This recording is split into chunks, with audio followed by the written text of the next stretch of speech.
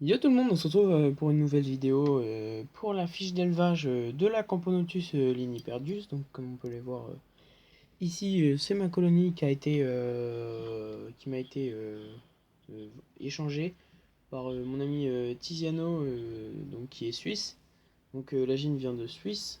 Donc la famille c'est les Formicidae et donc sous-famille des Myrmicinae. C'est une Camponotus de 16 à 20 mm. Le mâle fait 9 à 10 mm et les ouvrières, ça dépend. Donc les minors, au départ, quand elles vont être toutes petites parce que ça va être les premières ouvrières. Mais après, elles vont faire entre 7,5 et 15 mm. Donc en gros 1,5 cm. Donc elles sont en Europe du Nord et en altitude. Elles essaiment de mai à juin. Donc dans la nature, leur nid, enfin, elles sont linicoles.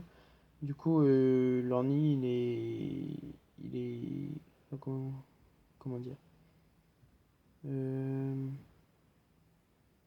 En gros, ils sont creusés dans la terre, sous les pierres, là où il y a des branches surtout, et du bois en décomposition. Donc, elles sont omnivores. La colonie adulte a fait 5000 ouvrières. Donc elle est monogyne. Et voilà. Donc après, conditions d'élevage. Donc elle est indépendante et claustrale. Donc après l'essaimage, faut la mettre dans un tube à essai. Euh, faut l'élever seule avec sa première génération d'ouvrières. Faut la laisser enfermée dans, dans le tube, enfin comment expliquer, à un endroit sombre pour pas qu'elle soit,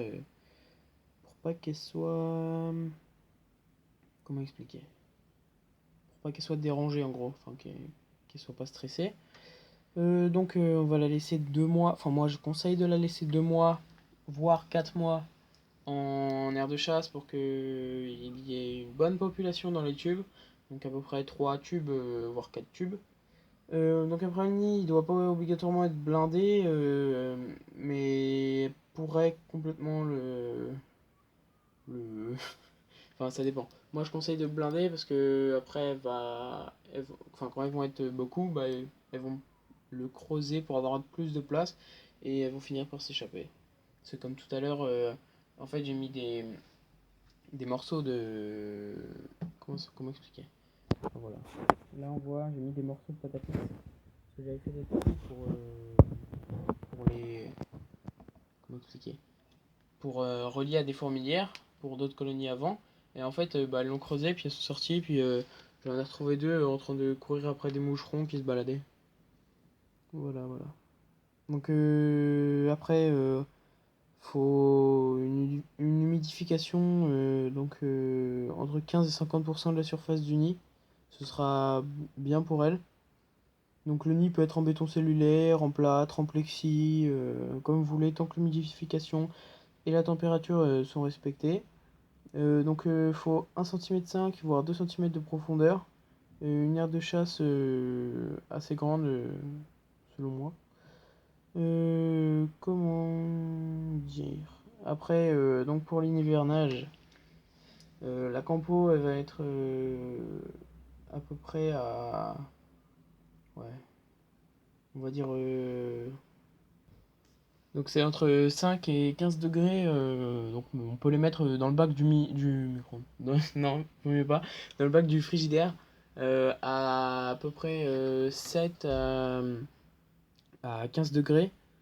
En fait, vous allez le voir comme pour toutes, enfin comme la plupart des fourmis que j'ai. L'horloge interne de la fourmi, en fait, comment expliquer? Ça va s'arrêter. Donc en gros, elles vont plus pondre, elles vont être moins actives. Et c'est à ce moment-là qu'il faudra les mettre dans le comment ça s'appelle? Enfin, dans le bac du frigidaire. Donc la nourriture, donc c'est une fourmi omnivore à dominance liquide, donc en gros les liquides sucrés et protéinés vont bien les accepter. Donc faut complémenter avec des insectes. Bon, si vous trouvez des insectes dans la nature, faudra les passer au congélateur pendant 24-48 heures, moi je conseille. Après vous pouvez laisser 72 heures enfin voilà. Moi j'ai des insectes d'élevage donc pas besoin. Les blattes je les découpe en mode barbare. Enfin, je mets un coup de ciseau dans le ventre. Comme ça, après, les fourmis viennent la manger directement. Euh, donc, après, on peut faire de la gelée, comme j'ai fait dans une de mes précédentes vidéos. Donc, comme celle-ci. Mais la plupart de mes fourmis en raffolent, mais quand j'en mange trop après, bah, elles n'en veulent plus. Par contre, les crématos, elles les mangent, enfin, elles mangent jusqu'à temps qu'il n'y ait plus rien. On va voir quelques blagues, etc. Donc, on continue avec le campo. Voilà. Après les conditions de maintien, durant la phase de développement, il faudra une température aux alentours de 25 degrés. Enfin, entre 24 et 28, ce sera idéal. Faut des températures un peu plus fraîches, par exemple la nuit, donc entre 20 et 24.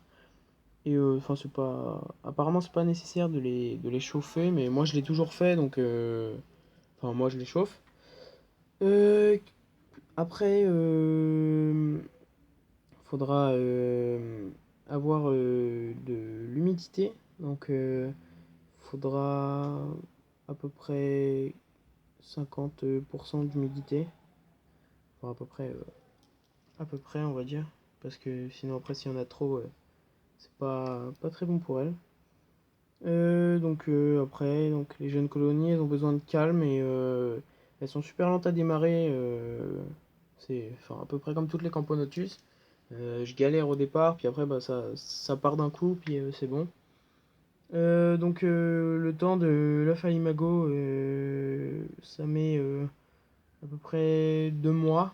2 mois, ouais. 1 mois et demi, 2 mois. Et voilà, voilà. Et aussi, je voulais vous dire que j'avais découvert un blog, ça s'appelle Arthropodus. Si vous voulez aller faire un tour sur ce blog, il est vraiment sympa, il y a des jolies photos. Je vous mettrai le lien dans la description et je vous laisse faire comme vous voulez, si vous voulez aller voir tout ça. Donc voilà, on se retrouvera pour une prochaine vidéo. Salut!